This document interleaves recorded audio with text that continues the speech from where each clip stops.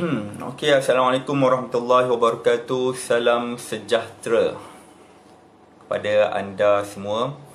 Saya rasa dah lama saya tak buat live kat sini semenjak kita di kuarantin kan. Lockdown, istilahnya adalah lockdown.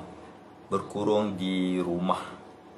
Okey, pada anda yang sedang masuk, anda boleh share kepada kawan-kawan yang lain. Anda boleh klik like, komen, buat love untuk saya supaya saya tahu ada yang sedang menonton.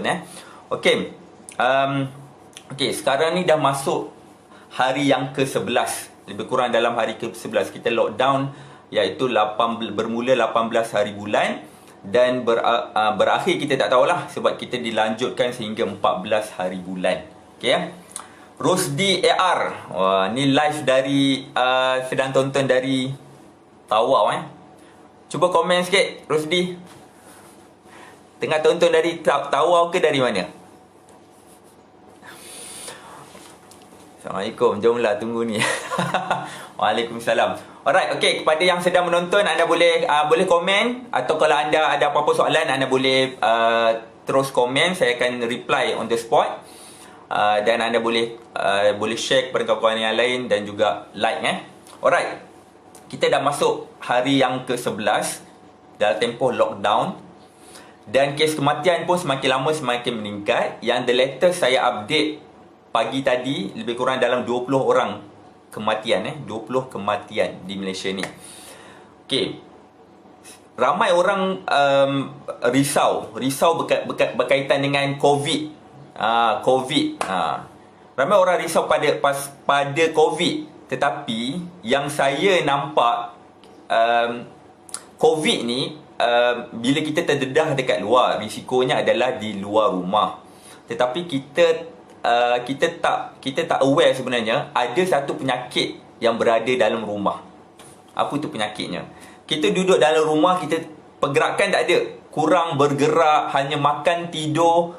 Ada pun mungkin buat kerja work from home, layan movie. Sekarang ni pula Astro bagi HBO tonton semua free sampai 31 Mac. Ini pula dilanjutkan lagi mungkin sampai 14 hari bulan.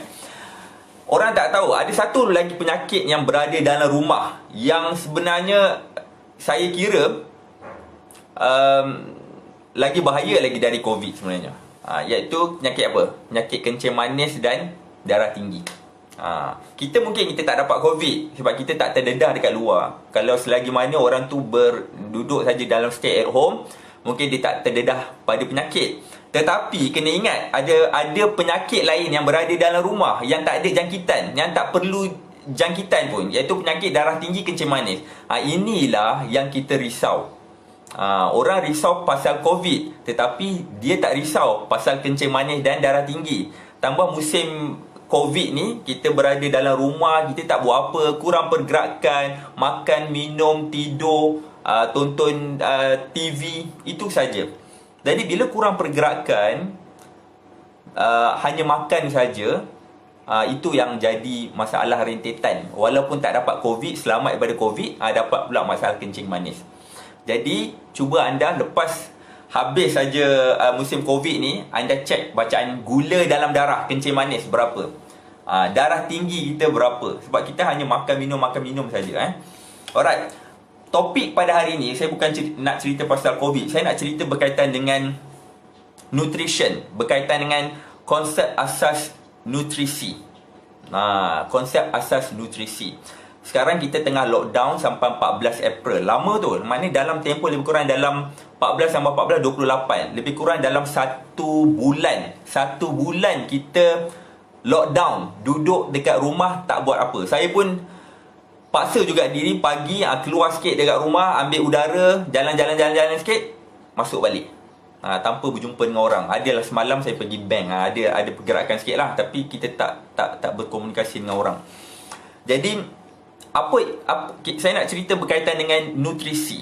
Ini topik yang paling penting. Bila kita faham perkara asas berkaitan nutrisi,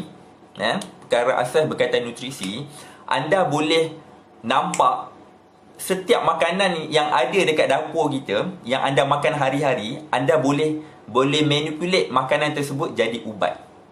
Anda nak tak saya ajar? Saya tengok kat sini adik Ihsan Helmi. Alright, okey. Itu penonton Tegar Alright. Okay, terima kasih kepada yang follower baru. Ada follower baru juga dan ada yang follower lama yang masih penonton setia. Okey, bila kita berkaitan dengan nutrisi, dia ada dua kategori. Kena ingat, bila bercakap pasal nutrition, ada dua kategori. Satu makronutrien. Kedua adalah mikronutrien. Makro and micro. Makro ni apa? Makro ni adalah karbohidrat, protein dan lemak. Ini adalah makro. Maknanya kita kena ambil in large quantity, dalam kuantiti yang banyak. Dan makronutrien inilah yang menyumbang kepada kalori pada tubuh badan. Saya tengok ada Fionseng. Okey. Alright. Menyumbang, makronutrien ni adalah penyumbang kepada kalori kita. Dalam erti kata lain, penyumbang berat badan. Ini adalah topik ni paling penting untuk orang yang nak diet, nak turunkan berat badan, nak kurus pada musim Covid. Macam mana kita nak turunkan berat badan tanpa keluar rumah? Ni musim Covid ni, sampai 14 April kita tak keluar rumah. Takkan berat badan kita makin naik? Jadi apa kunci yang kita nak kuasai? Sebab tu anda kena tahu makronutrien and mikronutrien. Kalau mikronutrien pula adalah kita kena ambil tetapi dalam kuantiti yang lebih kecil berbanding dengan makro tadi tu. Makronutrien, saya ulang balik, makronutrien ni macam karbohidrat, protein dengan lemak, dan ini adalah penyumbang kalori.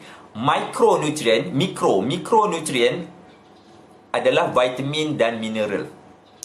Vitamin dan mineral ni tak menyumbang langsung kepada kalori. Anda ambil macam mana pun dia tak menyumbang kepada berat badan. Dia tak menyumbang kalori. Kalori tu apa? Kalori tu adalah tenaga. Makanan yang menyumbang tenaga selain daripada karbohidrat, lemak juga menyumbang tenaga, protein juga penyumbang tenaga. Katakan anda tak makan nasi, anda tak makan lemak apa, anda makan ikan saja contohnya. Dalam ikan ada protein pun boleh menyumbang tenaga juga. Okey, kita pergi kepada makronutrien dulu. Karbohidrat, protein dan lemak. Okey, karbohidrat ni bagaimana dia boleh menyumbang kalori? Kena ingat, 1 gram karbohidrat, anda ambil 1 gram karbohidrat. Contohnya kita ambil nasi. 1 gram nasi menyumbang 4 kalori. Maksudnya dia ada 4 unit tenaga yang dia bagi pada anda. 1 gram karbohidrat penyumbang 4 kalori. 1 gram protein, anda makan ikan, anda makan daging, anda makan apa-apa jenis protein, ke kacang, protein juga. 1 gram protein menyumbang kepada 4 gram kalori juga. Dia sama dengan karbohidrat. Sebab itulah saya pelik. Dia nak kurus, dia nak turun berat badan, dia skip nasi. Dia tak nak makan nasi, dia tak nak makan roti, dia hanya makan protein saja. Contoh yang paling senang yang orang buat diet Atkins, contohnya diet Atkins. Diet Atkins ni dia skip karbo, makan protein saja. Kena ingat, 1 gram protein menyumbang 4 kalori. 1 gram karbohidrat menyumbang 4 kalori. Jadi apa beza karbo dengan protein? Sama juga. Bukan skip karbo, naikkan berat badan. Tak, anda makan protein pun boleh naik berat badan. Ini yang asas. Saya cerita asas. Ini adalah fakta sains. Fakta sains. Kalau belajar nutrisi, memang kita akan ambil tahu berkaitan dengan protein. Berkaitan dengan kalori. 1 gram lemak menyumbang 9 kalori. 1 gram. Contohnya kita ambil lemak apa? Minyak contohnya. Minyak kelapa sawit. Anda buat masak ikan contohnya. Anda goreng ikan. Anda guna lebih kurang dalam berapa sudu minyak. Katakan 5 sudu minyak. 5 sudu minyak dah berapa gram? Cuba timbang tengok. 1 gram minyak, 1 gram lemak menyumbang 9 kalori. 1 gram karbohidrat menyumbang 4 kalori. 1 gram protein menyumbang 4 kalori juga. 1 gram lemak menyumbang 9 kalori. So dia jadi double. Dia jadi double lah, 9. 4 dia jadi double, lebih kurang double So maknanya kalau anda tak makan nasi, makan protein saja, anda ingat berat badan tak naik? Tak, sama juga. Kalori, protein dan karbohidrat adalah sama. Ni ramai yang tak tahu. In fact, kalau orang nak diet, dia hanya makan protein saja, excess protein dalam tubuh badan kita akan menyumbang kepada boleh jadi gout, boleh jadi salur darah tersumbat, asid urik naik, bacaan keratin dalam darah naik. So dia akan menyumbang kepada kidney failure, kegagalan buah pinggang. So ini adalah nutrisi asas, fakta yang anda kena faham. Okey, itu adalah makronutrien. So makronutrien yang anda kena ambil in large quantity sebab dia adalah penyumbang kalori. Kalau anda tak ambil makronutrien, anda tak ada tenaga. Tak ada tenaga. Sebab makronutrien, karbohidrat, lemak, protein ini adalah penyumbang kepada kalori, penyumbang kepada tenaga. Okey, kita pergi kepada mikronutrien. Dalam English dia adalah micro. Tadi makro, ini micro, ataupun bahasa Melayu dia mikro. Mikronutrien maksudnya kita kena ambil dalam kuantiti yang sedikit, lebih sedikit berbanding dengan makro tadi. Mikronutrien ni apa? Mikronutrien ni adalah buah, vitamin dan minerals. Jadi vitamins dan minerals anda tak perlu ambil dalam kuantiti yang terlalu banyak, sebab ada juga perlu ambil dalam in large quantity tapi tak sebanyak karbohidrat, protein dan lemak tadi ni. Jadi mikronutrien ni, vitamin dan minerals ni, kita di mana sumbernya kita dapat? So vitamin dan mineral ni sumber utama dia adalah daripada buah dan sayur.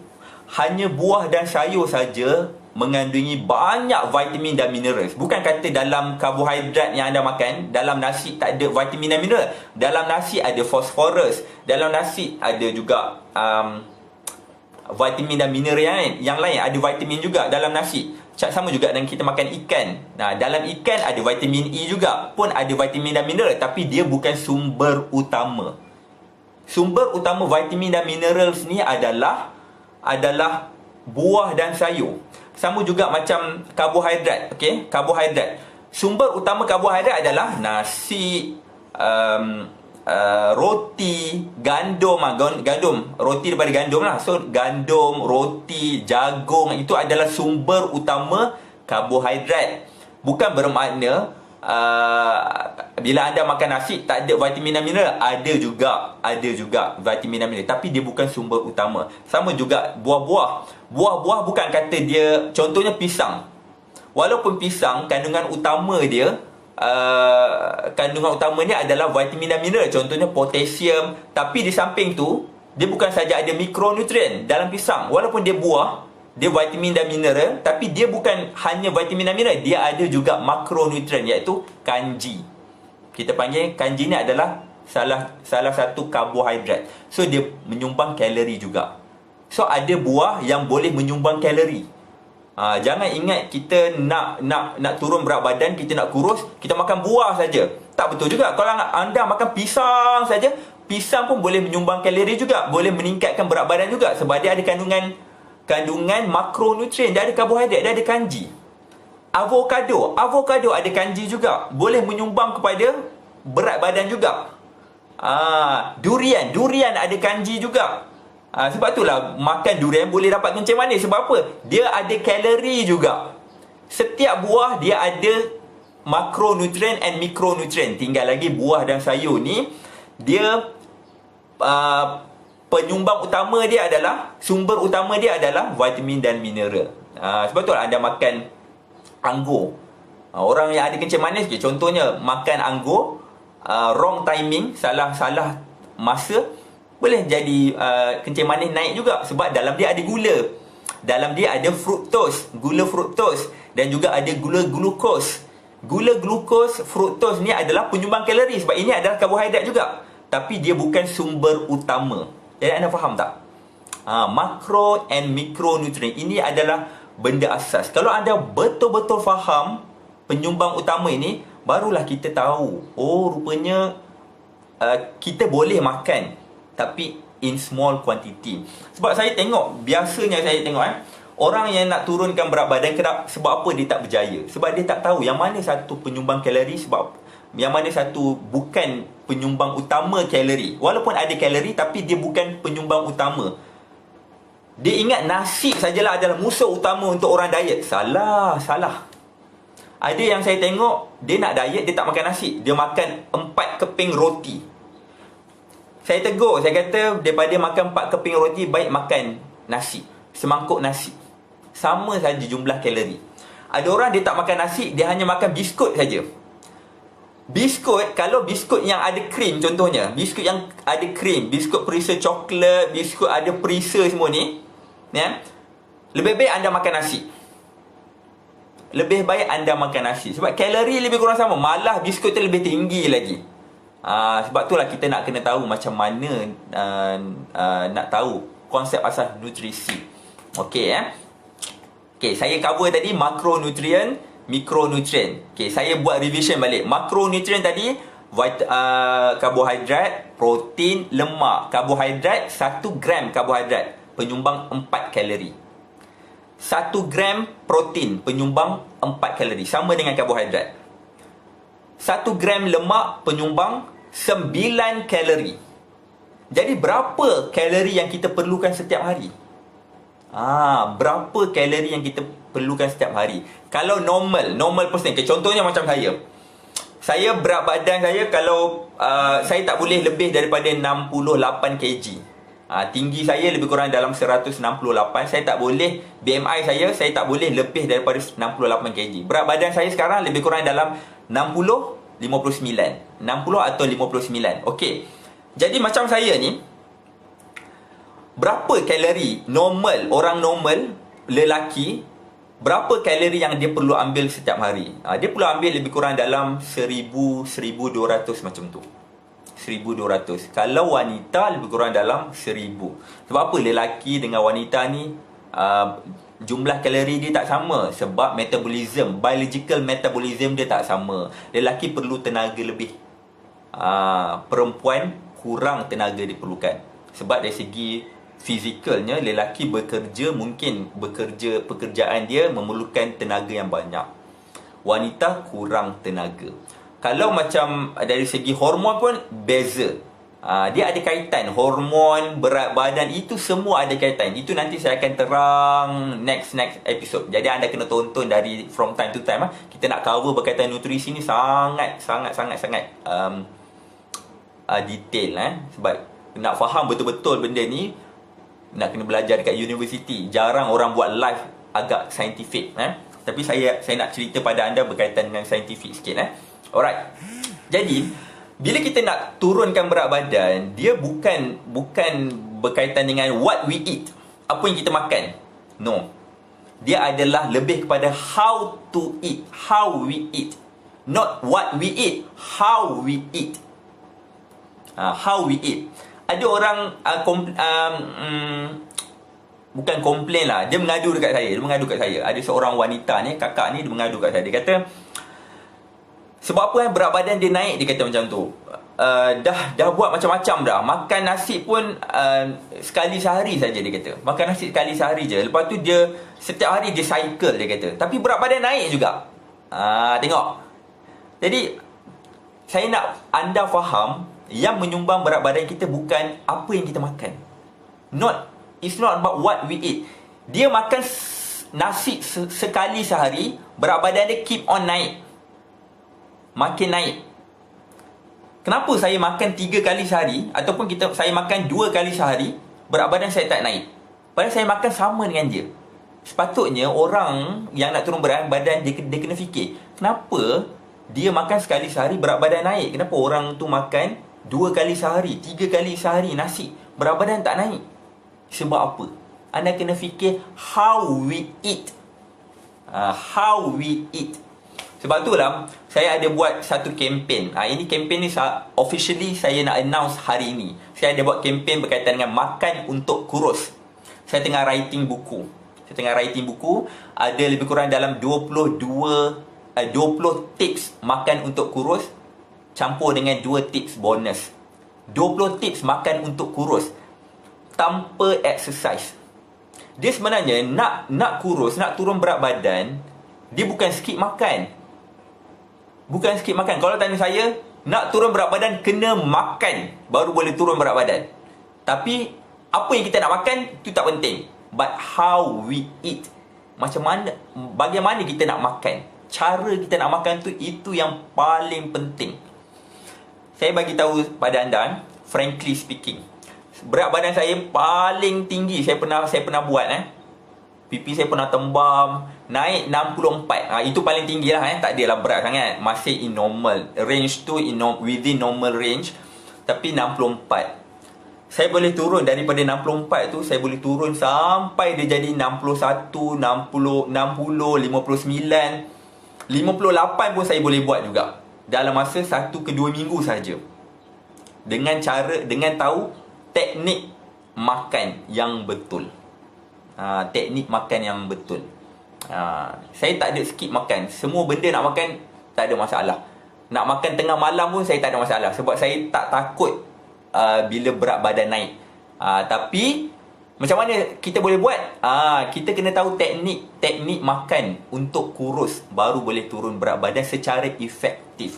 Bila kita turun berat badan secara efektif dengan tahu konsep asas nutrisi, barulah bila dia turun tu kita tak takut lagi dah bila dia naik. Kita tak takut dia naik lah. Biasanya orang diet ni, dia makan itu, makan ini ni untuk diet. Skip makan lah, buat diet tu, buat diet ni. Memang dia boleh turun. Lepas tu, bila dia stop apa yang dia buat tu, badan dia akan naik 2 kali ganda, 3 kali ganda, 4 kali ganda. Dia jadi, ini kita panggil, dalam istilah nutrition, kita panggil yo-yo effect. Yo-yo effect. Kalian tengok ada orang nak kurus, dia makan suplemen, contohnya dia makan suplemen yang berasaskan meal replacement, which is tak salah. Saya tak salah tak salah untuk ambil meal replacement, produk untuk turunkan berat badan. Tak salah langsung. Meal replacement, dia shake minum. What happen bila dia stop ambil meal replacement tersebut, bila dia stop ambil suplemen tu, apa yang terjadi pada berat badan dia? Bila dia stop, biasanya dia akan double, triple lagi. Ini kita panggil yo-yo effect. Sebab apa dia jadi macam ni? Jangan salahkan suplemen. Suplemen tu tak berdosa pun sebenarnya. Tak salah ambil meal replacement, tak salah. Tetapi dia tak faham konsep asas nutrition. Dia tak tahu apa yang dia makan. Bulan puasa adalah bulan terbaik untuk kalau yang ada penyakit. Untuk rawat penyakit anda is the best time, bulan puasa. Ada kencing manis, rawat pada bulan puasa. Ada darah tinggi, rawat pada bulan puasa. Ada masalah kanser, rawat bulan puasa. Ada masalah nak turun berat badan, obesity, rawat pada bulan puasa. Biasanya bulan puasa, kalau orang nak diet 5 ke 10 kilo, dia boleh turun dalam tempoh 1 bulan secara sihat. Tetapi what happen bila time raya? Bila raya dia naik, kalau berat badan dia asalnya contohnya berat badan dia 90 kg. Bila bulan puasa dia boleh turun 20 kg. 70, dia jadi 70. Bila lepas raya, time raya, berat badan dia bukan saja asal tadi tu 90, turun 70. Dia boleh naik sampai 100. Kenapa dia boleh menyumbang lagi? Sebab konsep asas nutrisi tu dia tak tahu. Jadi bila dia tak tahu, membazirlah. Apa yang dia guna untuk dia laburkan duit pada dia beli meal replacement apa semua tu, membazir. Sebab tu saya tekankan, sebelum nak beli meal replacement, nak beli suplemen itu, suplemen ni, anda kena faham asas nutrisi. Bila anda faham asas nutrisi, suplemen tu dia lagi membantu.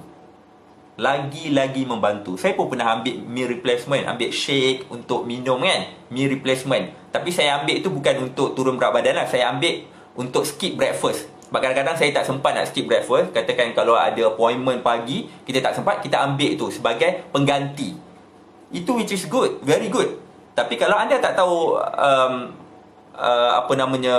konsep asas nutrisi, apa yang anda laburkan tu beribu-ribu kepada produk tu, dia jadi membazir. Bila anda tak ambil, naik balik berat badan. Yang ni yang kita tak nak. Ini kita panggil yo-yo effect. Yo-yo effect. Boleh turun, tapi lantun tu dia akan double untuk lantun balik. Naik balik tu. Memang saya pernah jumpa orang yang ambil meal replacement, shake, minum. Shake, minum. Wah, turun. Slim saja. Ni zaman saya study kat UM. Dia sama-sama apa kita panggil student leader sama dengan saya. Badan besar. Bila bekerja, dia jadi cikgu. Saya tengok dekat FB, wah, sangat slim. Oh, rupanya dia jadi ejen pada satu company. Shake dia minum. Dia minum tu. Lepas tu selang setahun ke 2 tahun lepas tu, saya tengok berat badan dia naik balik. Lepas tu saya tanya, bukan hari tu dah slim ke? Dia kata, sebab dah tak ambil dah produk tu. So maknanya, dia kurus dia sebab dia ambil produk. Once dia tak ambil produk, tak ada efek.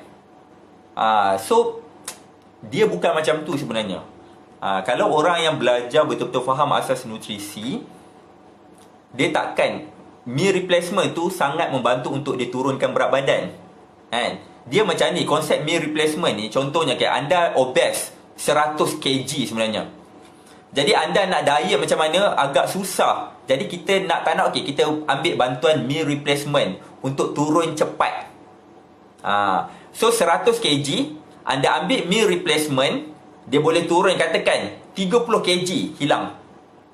So berat badan 70 kg. Dia amalkan meal replacement tu lebih kurang katakan 3 ke 4 bulan. So berat badan dia daripada 100 kg, dia boleh jadi 70 kg. Which is bagus.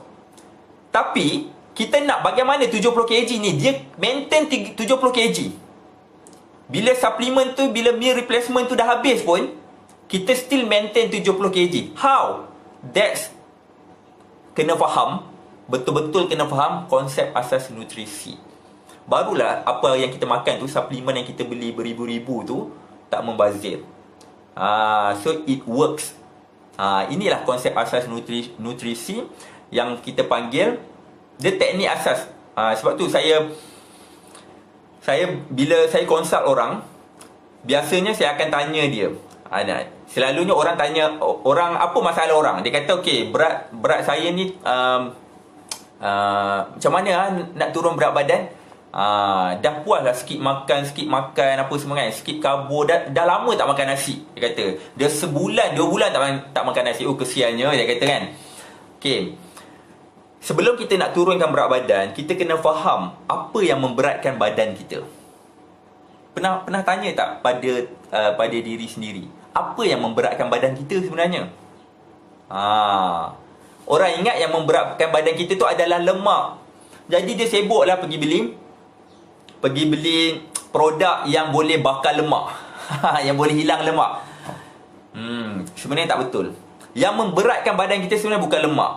Tubuh badan kita ni, katakan kita timbang berat badan, wah, berat badan 80 kg. Wah, berat badan 100 kg. So 100 kg ni apa sebenarnya? Sekarang ni berat badan kita 100 kg contohnya. Kita nak turun 70 kg.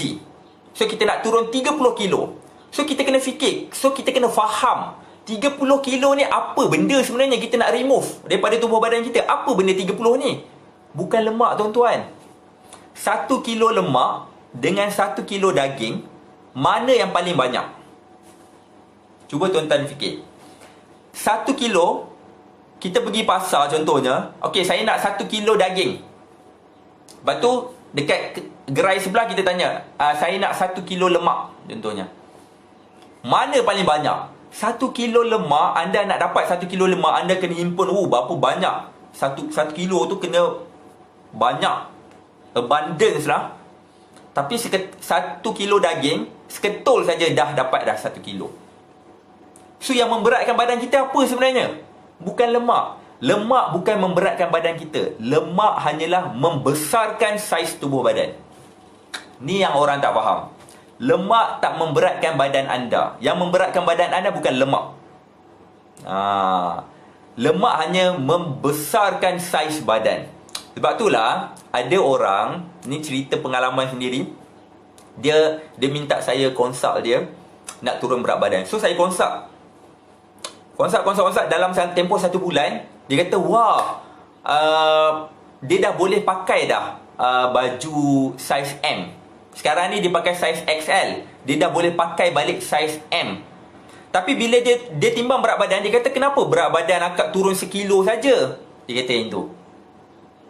Badan dia makin mengecil, tapi dia timbang berat badan turun 1 kilo saja. So dia stres. So yang turun tu 1 kilo tu apa? Lemak dia sahaja. Lemak saja 1 kilo, tapi badan dia dah start mengecil. Sebab lemak dia dah dibakar, badan start mengecil. Sebab tu saya kata lemak bukan memberatkan badan kita. Lemak tak menyumbang pada berat badan. Lemak hanya membesarkan saiz badan. Yang memberatkan badan kita, toksik. Toksik paling utama. Yang menyumbang berat badan adalah toksik.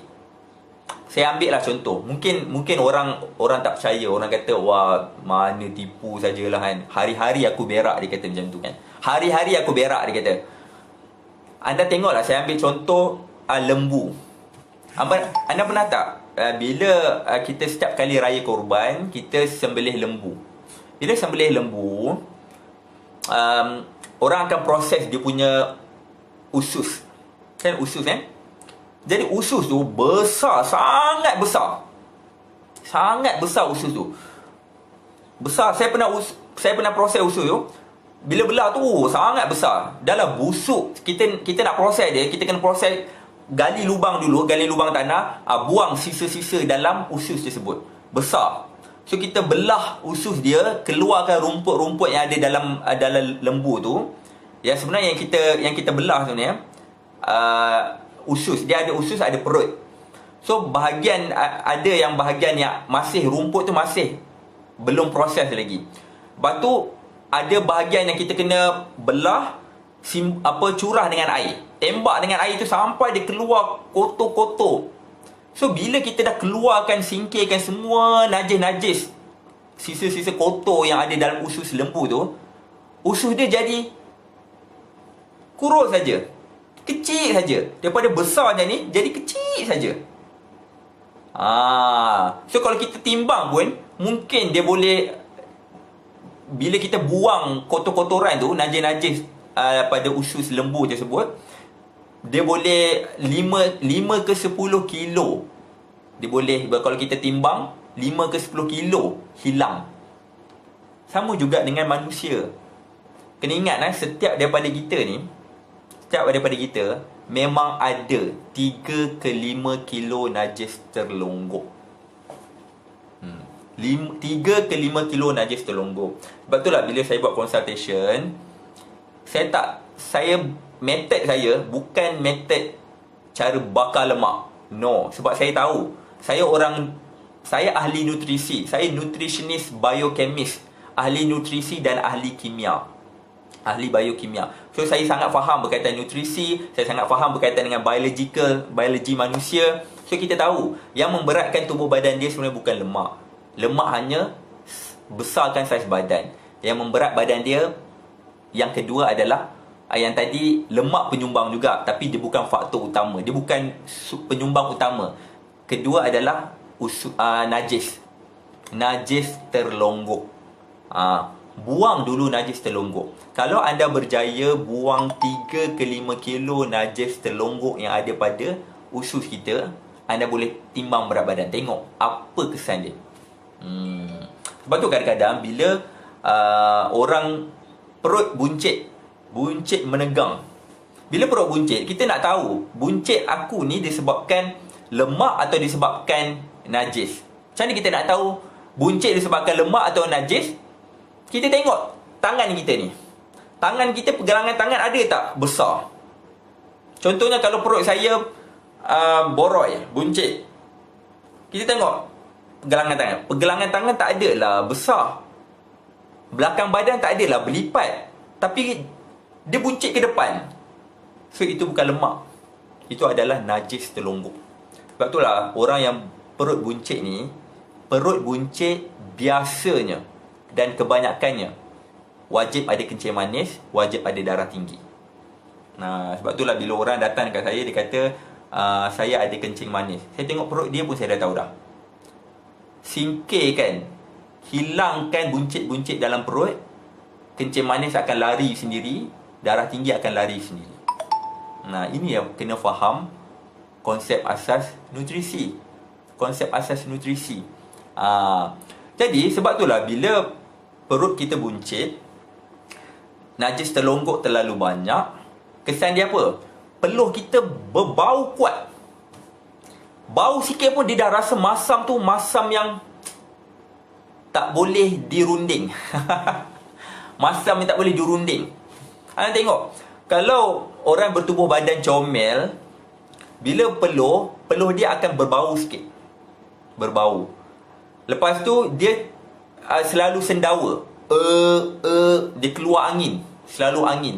Bila urut sikit, angin. Dia ingat banyak angin. Lepas tu dia selalu tanya saya, badan akak selalu berangin, apa nak makan? Saya kata cuci usus dulu. Kerap keluarkan toksik-toksik. Sebab apa perut kita berangin? Angin tu datang daripada mana? Dia dalam istilah perubatan, dia tak ada angin tu tak ada. Urat tu tak ada. Kalau medical terms tak ada urat tak ada, angin pun tak ada. Kalau doktor cakap angin, itu maksudnya doktor hanya nak mudahkan kita faham saja. Angin tu bila usus kita menyumbang 3 ke 5 kilo berat badan kita, iaitu penyumbang 3 ke 5 kilo tu adalah najis terlonggok daripada usus kita tu. Bila usus kita terlalu kotor, najis terlonggok terlalu kotor, kena ingat, bakteria jahat, kuman yang kita panggil patogenik bakteria, dalam medical term adalah patogenik bakteria, bakteria patogen, kuman patogen, iaitu kuman jahat, kuman yang membawa penyakit. Dia akan membiak, sebab itu adalah sarang dia, tempat utama yang dia suka biak. So dia biak. Bila dia start membiak, kuman yang jahat, patogenik bakteria tu start membiak, kuman yang baik, bakteria yang baik yang kita panggil probiotik, dia akan suppress, dia akan turun, dia akan reduce in number, dia berkurang. Kena ingat, bakteria jahat ni dia makhluk juga. Dia adalah bakteria. So bakteria ni dia bernafas. Bila dia bernafas, dia keluarkan gas. Dia nafas macam kita. Kita sedut oksigen, keluar karbon dioksida. Dia pun sedut oksigen, keluarkan karbon dioksida. Jadi karbon dioksida itulah membanyak, dia akan banyak. Perut kita jadi menegang. Tegang. Lepas tu lah kita kentut, busuk. Bila kentut busuk, itu daripada mana? Najis terlonggok terlalu banyak. So gas tu datang daripada mana? Gas tu datang daripada karbon dioksida. Gas karbon dioksida hasil pernafasan bakteria jahat ni lah, patogenik bakteria. Lepas tu bila karbon dioksida terlalu banyak, karbon dioksida terlalu banyak, dia akan tolak, perut kita akan bloated. Bloated tu maksudnya berangin lah. Bila berangin, karbon dioksida banyak. Yang membawa karbon dioksida ni apa? Yang membawa karbon dioksida ni adalah sel kita, sel darah merah, iaitu kita panggil hemoglobin. Hemoglobin ni, sel darah merah ni akan angkut karbon dioksida, akan angkut. Dia bawa lah ke salur darah kita, bawa ke kepala. Bila kepala kurang oksigen, karbon dioksida banyak, kita jadilah kita jadilah mengantuk. Sebab tu lah kita sendawa, banyak angin, banyak angin. Angin tu keluar angin apa? Karbon dioksida. Datang daripada mana? Datang daripada kuman jahat. Sebab itulah bila anda minum air gas, carbonated drinks, air Coca-Cola, Sprite, apa semua tu, dalam tu ada gas kan? Gas apa yang ada dalam tu? Gas karbon dioksida. Sebab tu kita panggil carbonated drinks.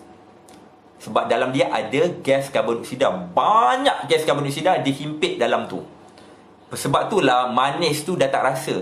Kalau buang gas karbon dioksida, anda tak sanggup minum Coca-Cola sebab terlalu manis. So dia nak kurangkan rasa manis, gula kena letak banyak. So dia nak kurangkan rasa manis, dia letaklah karbon dioksida, dia pumpkan gas karbon dioksida banyak. So kita minum Coca-Cola pun, walaupun dia terlalu manis, kita rasa kurang manis sebab gas karbon dioksida tu ada. So bila kita minum Coca-Cola, minum air gas, kita cuba try kita sendawa. Kita akan sendawa. So kita akan rasa macam sakit hidung lah sendawa. Sendawa tu keluar apa? Keluar gas karbon dioksida. Sebab apa kita sendawa? Sebab dari segi biologi, tubuh badan kita perlukan oksigen. Tapi kita ambil karbon dioksida. Kita paksa minum karbon dioksida, kita telan karbon dioksida yang berjaya masuk dalam perut kita, dibawa masuk dalam darah kita, gas karbon dioksida. So kita akan sendawa sebab badan dia nak oksigen tapi kita bagi karbon dioksida. So dia akan sendawa. Sendawa ni kita panggil, dalam istilah biologi kita panggil negative feedback mechanism. Negative feedback mechanism. Mekanisme, sekejap saya translate Negative feedback mechanism. Mekanisme tindak balas suap balik negatif. Macam teruk je. Mekanisme negative feedback mechanism. Negative feedback mechanism ni maksudnya badan kita nak oksigen, kita bagi karbon dioksida, so dia akan sendawa, keluar. Itu memang natural, itu natural. Tubuh badan nak oksigen, kita minum air yang ada gas karbon dioksida, kita akan sendawa, memang automatik akan sendawa, keluar sakit, kita rasa macam sakit hidung. Itulah negative feedback mechanism. Badan akan cuba kontrol balik. Aku tak nak karbon dioksida, dia singkirkan balik.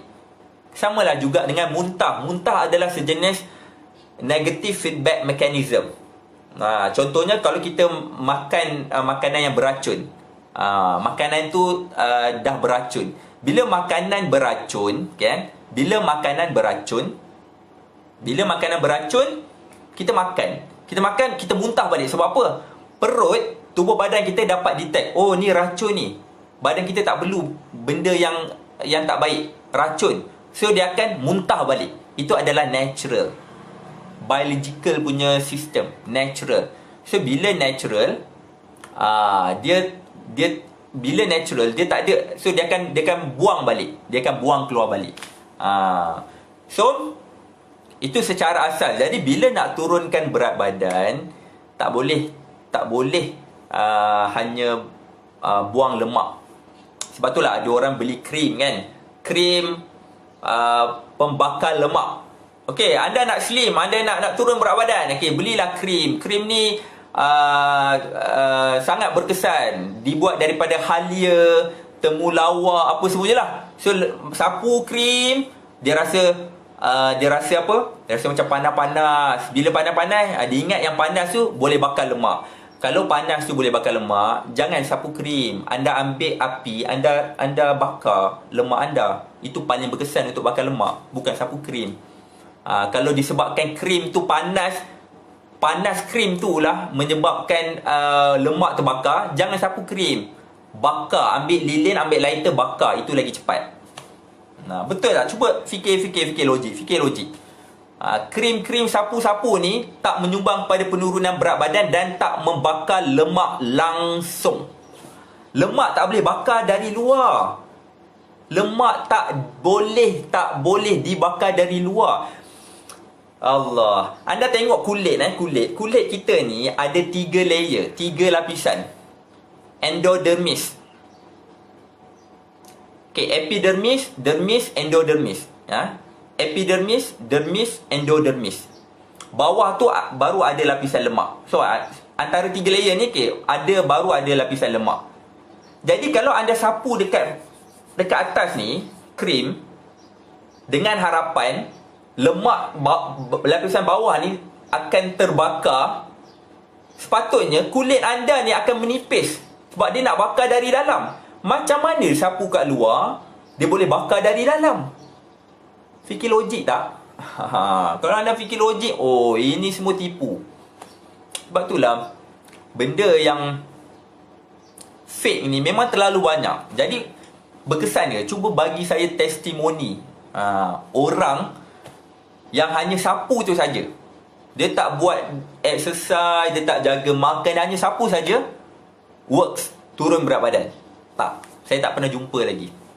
Sebab bila setiap apa-apa produk yang claim kata turunkan berat badan, kita orang sains, kita satu soalan yang kita akan bermain di minda kita adalah apa mekanisme dia. Sebab itulah apa-apa produk yang datang kat saya selalu biasanya saya akan study dulu, saya akan tapis dulu. Saya akan faham dulu apa mekanisme produk tu. Kalau dia kata turunkan berat badan, bagaimana produk tu turunkan berat badan? Oh, dia kata produk tu turun berat badan dengan cara bakar lemak. Saya akan tanya balik, sebenarnya lemak bukan penyumbang berat badan. So kalau kata produk tu bakar lemak, so maknanya produk ni takkan berkesan sebab lemak bukan memberatkan badan kita.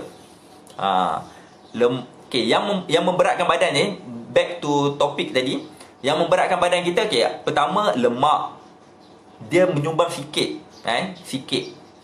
Kedua, toksik. Ketiga, air memberatkan badan kita juga. 1 liter air menyumbang 1 kilo berat badan.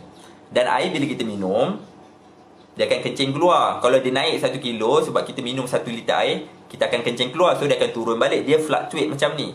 Tapi tinggal lagi orang yang ada masalah buah pinggang, bila minum air 1 kilo, 1 liter, berat badan dia akan naik sebab dia ada water retention. So disebabkan kidney failure, dia ada water retention. So dia menyumbang berat badan disebabkan air. Keempat, yang menyumbangkan berat badan, tulang kita menyumbang berat badan juga.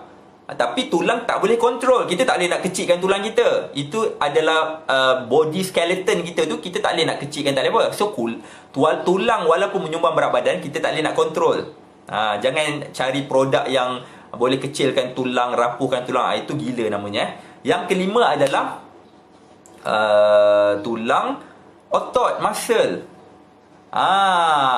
Muscle menyumbang berat badan secara sihat. Sebab itulah orang yang angkat badan, orang yang angkat yang main gym, yang pergi gym, yang abang Sado kan. Dia main gym, bodybuilder ni, biasanya BMI badan dia tak normal. Takkan normal. Dia takkan dapat berat badan yang normal. Sebab apa? Sebab yang memberatkan badan dia bukan lemak, adalah masa. Tengok. Faham tak? Kalau anda faham, wah, barulah tahu. Sebenarnya berat badan, kalau dari segi nutrition, berat badan bukan indikator orang tu sihat atau tak. Dia hanya kita boleh jadikan dia parameter. Tapi kita nak kena tahu dulu lifestyle dia, apa yang memberatkan badan dia. Kalau dia bodybuilder, dia datang jumpa saya, dia kata berat badan saya naik lah. Saya kata teruskan naik, tak ada masalah. Sebab yang naik, berat badan naik itu sihat. Sebab yang memberatkan dia adalah muscle, bukan lemak, muscle.